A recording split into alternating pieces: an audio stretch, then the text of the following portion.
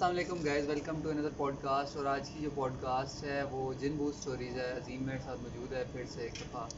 और असल में वीक हो गया, वीडियो नहीं आई। उसका रीज़न रमज़ान है, क्योंकि रमज़ान में टाइम नहीं मिलता। सारा दिन रोज़े में गुजर जाता है और फिर रात के टाइम ही टाइम मिलता है।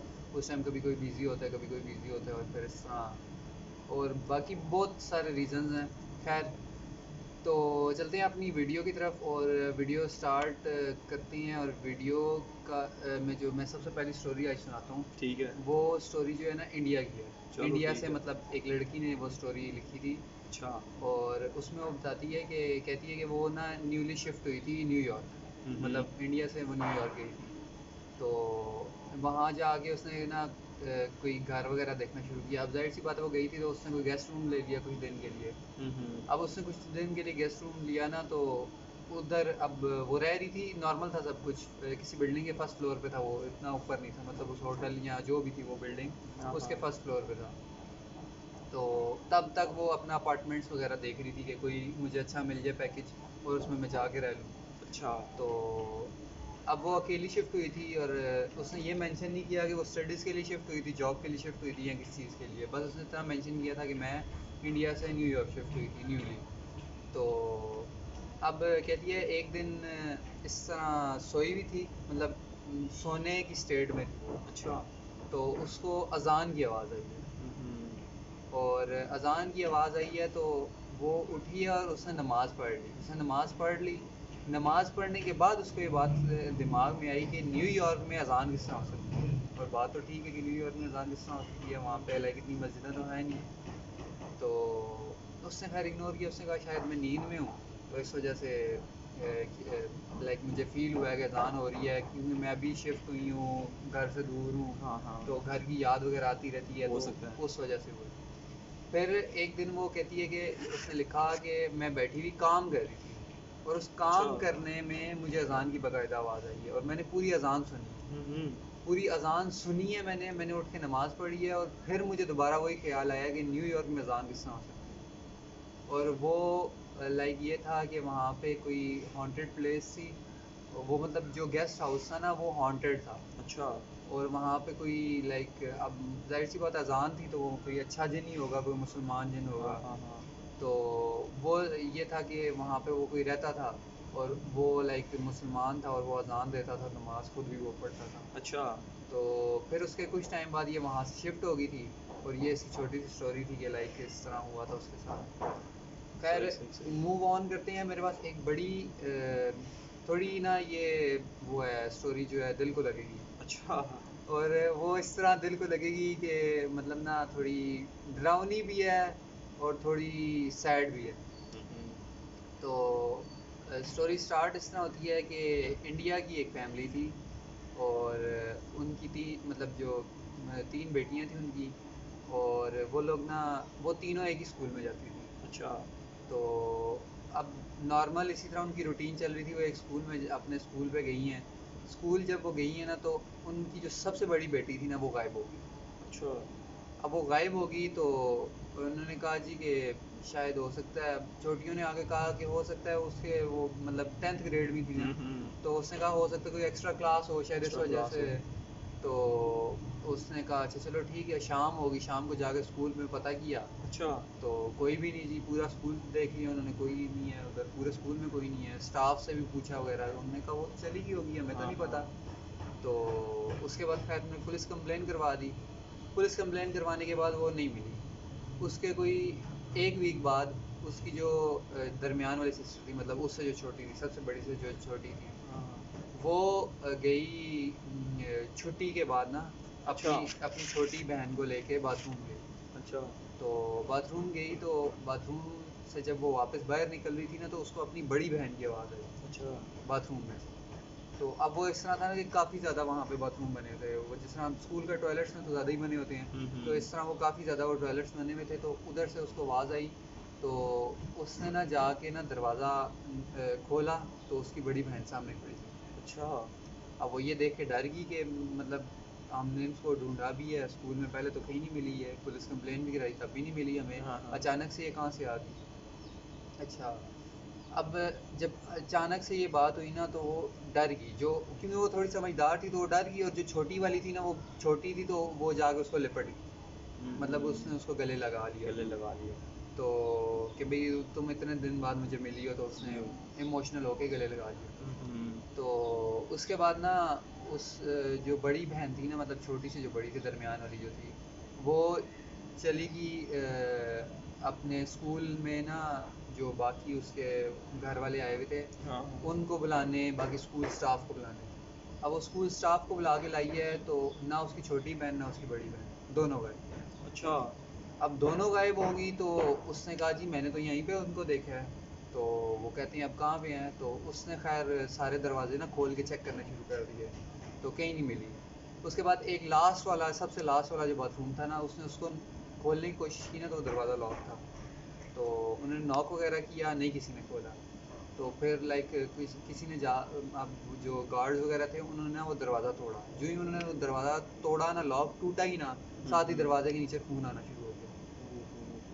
दरवाजे के नीचे से खून आना शुरू हुआ, और जब वो दरवाज़ा खुला ना, तो सामने उन दोनों की डेड बॉडी, वो दोनों की डेथ हो गई।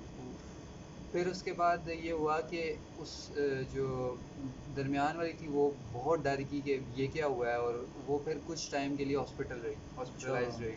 मतलब शॉक लग गया, शॉक हो सदमे गया, में। हाँ सदमे में वो हॉस्पिटलाइज रही। तो फिर जो बाकी दो थी उनकी पोस्टमार्टम हुआ उनका। पोस्टमार्टम करवाया। तो पोस्टमार्टम में ये पता लगा कि जिस डेट को वो बड़ी वाली बहन लापता हुई थी ना, उस डेट को वो मर गई थी। उस डेट को वो मर गई थी, लेकिन इनको एक वीक बाद वो बाथरूम में नजर आई। और फिर उसने उससे जब वो दूसरी वाली थी, जो उसकी वजह से छोटी वाली भी मर गई। और फिर उसके बाद ये हुआ कि कुछ 1 महीने बाद या 2 महीने बाद जो दरमियान वाली थी ना, उसने भी अपने आप सुसाइड कर दिया, अपने आप को फांसी लगा दी। और फिर जो माँ बाप थे उन्होंने भी अपने आप को मार दिया। इस तरह वो पूरी फैमिली ख़त्म हो गई। थर्ड स्टोरी मैं सुनाता हूँ। थर्ड स्टोरी है एक पाकिस्तान की, ये स्टोरी है कराची की साइड की, कहीं मुझे एग्जैक्ट नहीं याद अब। तो ये दो ग्रुप से, मतलब दो दोस्तों के ग्रुप से 10 लड़के थे ये। तो इनका ईद के बाद का प्लान था जी, हम जाएंगे और जाके बारबेक्यू वगैरह करेंगे। अब किसी का फार्म हाउस डिसाइड हो गया जी कि उसके फार्म हाउस पे जाके हम करेंगे। सब ने कहा ठीक है। तो फार्म हाउस पे अब चले गए ये लोग, जाके वहाँ पे ना इन्होंने बारबेक्यू वगैरह किया और सारा ना अपना काम कर रहे थे। तो एक दोस्त को बीच में किसी की कॉल आई, वो कॉल सुनते सुनते ना बाहर चला गया। अच्छा। जहाँ गाड़ियाँ खड़ी थी, 2 गाड़ियाँ थी, ये 2 गाड़ियाँ लेके गए थे और ये गाड़ियों के पास चले गए। अब एक के पास वो थी वीगो थी, तो दूसरे के पास कोई छोटी गाड़ी थी। तो अब वो उसके पास खड़ा हुआ सुन रहा अपनी गाड़ी के पास फ़ोन। अच्छा। तो फ़ोन सुनते सुनते ना उसको इस तरह लगा कि उसके पास से कोई गुजर है। तो अब उसने आगे पीछे देखा, कोई भी नहीं था।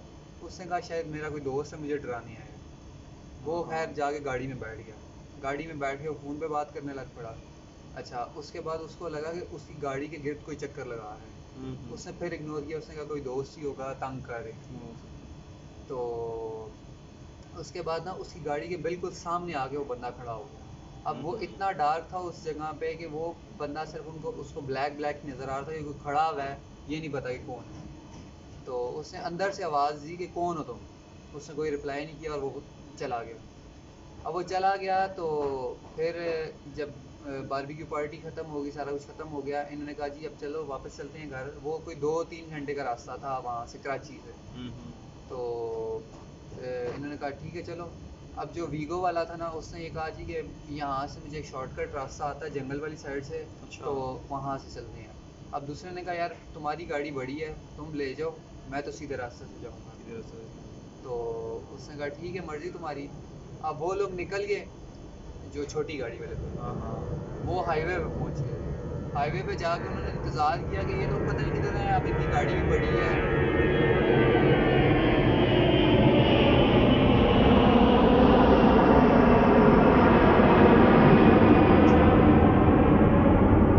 हाईवे पे जाके इंतज़ार किया कि इनकी गाड़ी भी बड़ी है और लाइक इस तरह ये पहुँचे भी नहीं हैं।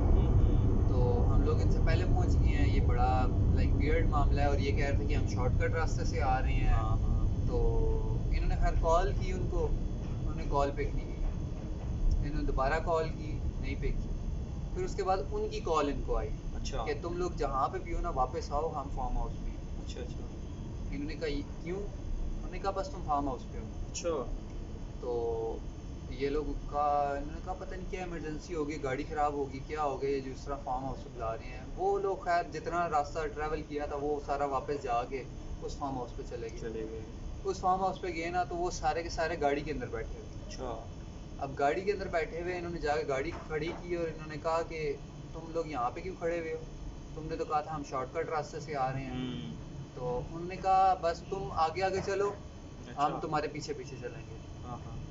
अब ये लोग इन्होंने कहा कि क्या मजाक कर रहे हो तुम हमें, तुम 1 घंटा हम तुमसे पहले पहुंच जाते, वहाँ पे घर पहुंच के हम अपना सुकून कर रहे होते, तुमने फिर हमें वहाँ से वापस बुलाया, क्या मजाक है ये? उन्होंने कहा बस तुम आगे हमारे चलो, हम तुम्हारे पीछे पीछे चलेंगे। आते हैं।